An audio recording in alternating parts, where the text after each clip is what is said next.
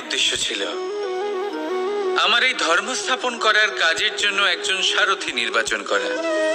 আর ধর্মবীর এবং কর্মবীরের নির্বাচন তো হয়েই গেছে।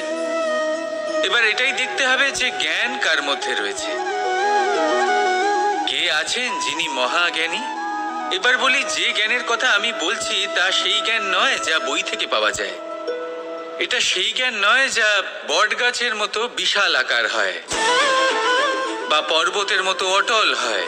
না, আমি যে জ্ঞানের কথা বলছি এটা হলো সেই জ্ঞান যা জীবনের পাঠশালা থেকে শেখা হয়। জীবনের প্রত্যেকটা ঘটনা থেকে এই শিক্ষা পাওয়া যায়, যা হলো বাতাসের মতোই সরল আর জলের মতো নিজের পথ সে নিজেই বানিয়ে নেয়। আমি সেই জ্ঞানের কথা বলছি।